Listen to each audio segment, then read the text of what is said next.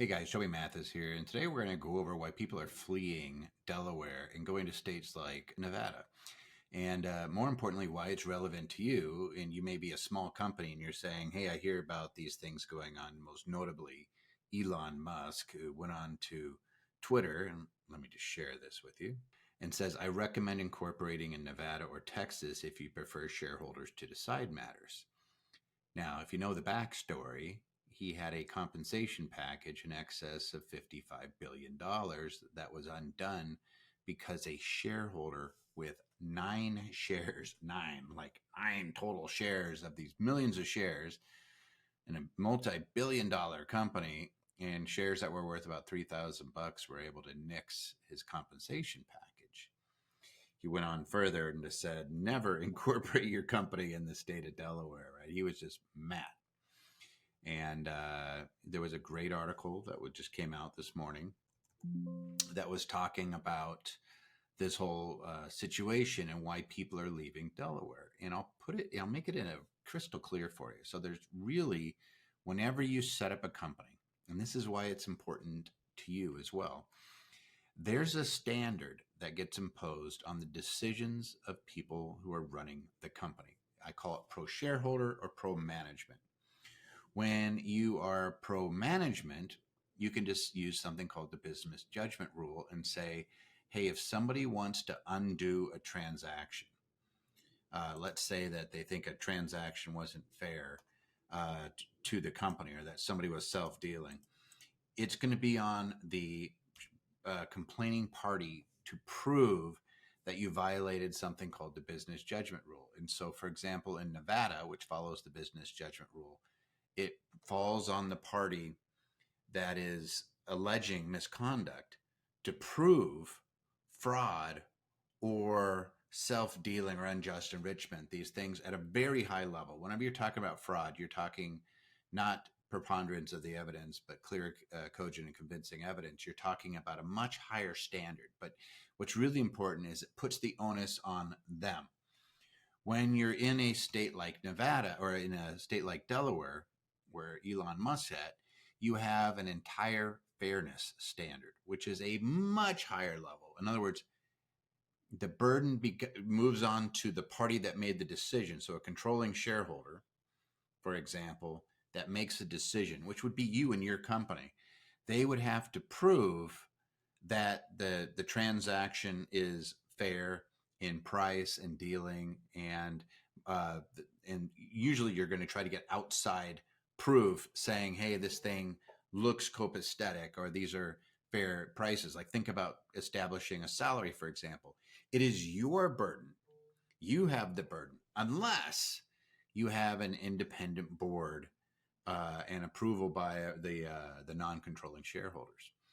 So this is where it gets very interesting. When you have a company that's operating, so like Tesla was just operating, and they make these decisions, even if the board approves it, right? You have to show that, hey, we got to take Elon out of it and we got to get approval by the non-controlling shareholders. All of a sudden, somebody with nine shares, you hit nine, less than 10, right?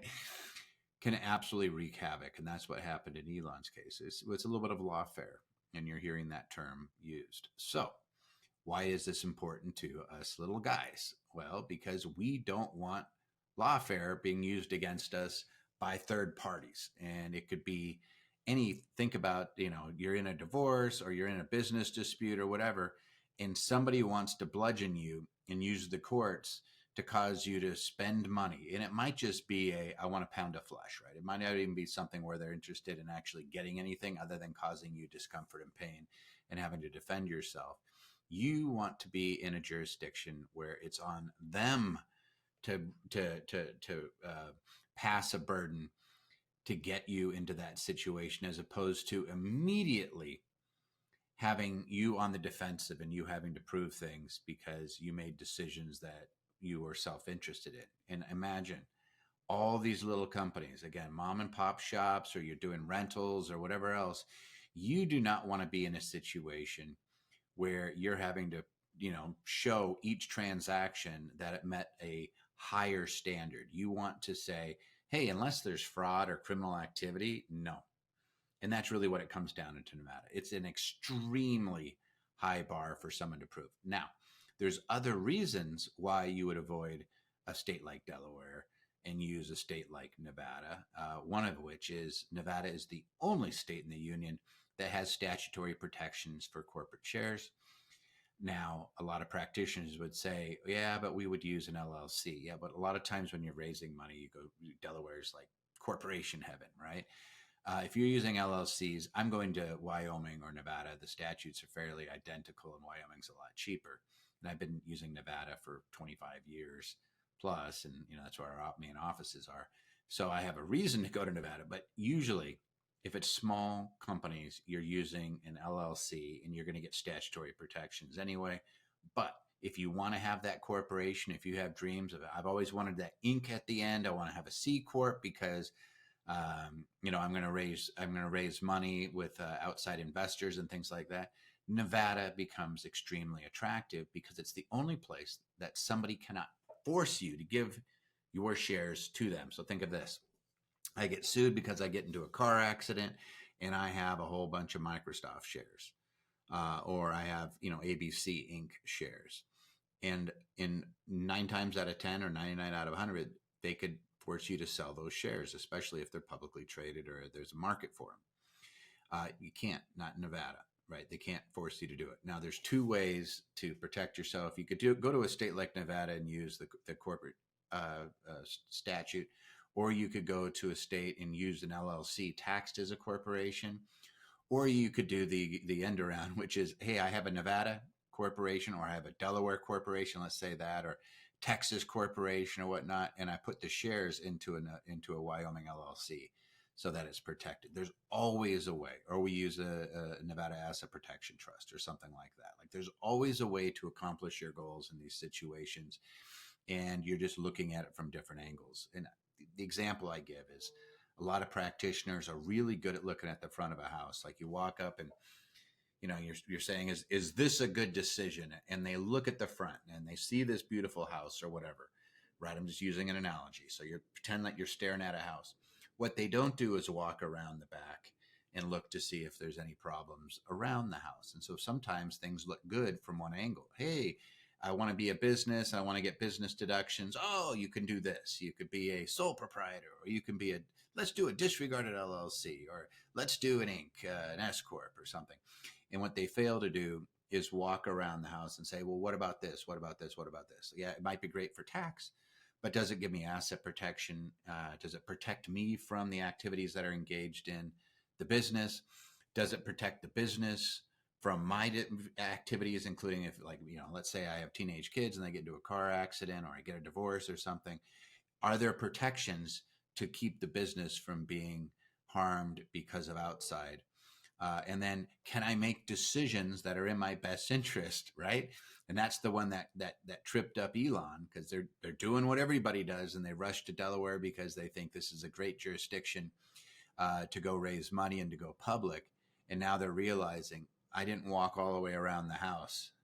I didn't see that there was a grease fire in the back kitchen, right? And that there's some problems with the house. And now they're saying, whoa, I see a problem.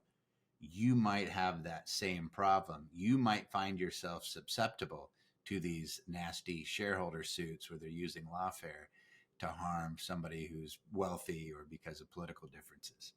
All right, so that's the big one. So why are people leaving Delaware?